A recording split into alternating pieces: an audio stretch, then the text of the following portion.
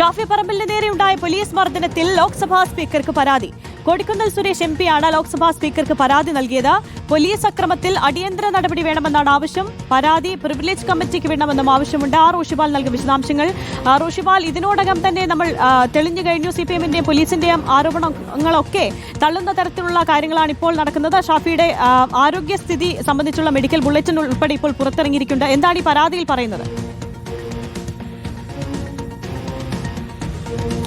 കോൺഗ്രസ് നേതൃത്വമെടുത്ത തീരുമാനത്തിന്റെ അടിസ്ഥാനത്തിലാണ് ലോക്സഭയിലെ കോൺഗ്രസ് ചീഫ് വിപ്പ് കൂടിയായ കൊടിക്കുന്നിൽ സുരേഷ് ഇത്തരമൊരു പരാതി സ്പീക്കർ ഓം ബിർളയ്ക്ക് കൈമാറിയത്.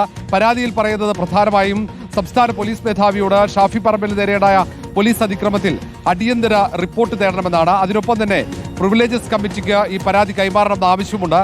പാർലമെന്റിനെ അപമാനിക്കുന്ന തരത്തിലാണ് പോലീസിന്റെ ഇടപെടൽ ഉണ്ടായിരിക്കുന്നത്. പോലീസ് ഒരു MP-ക്ക് സംരക്ഷണം നൽകുന്നതിൽ വീഴ്ച സംഭവിച്ചു.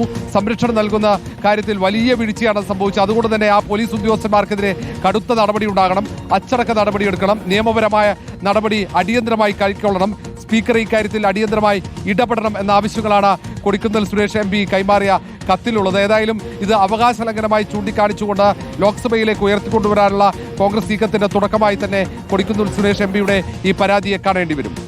വ്യക്തമാണ്. റോഷിപാലാണ് വിശദാംശങ്ങൾ.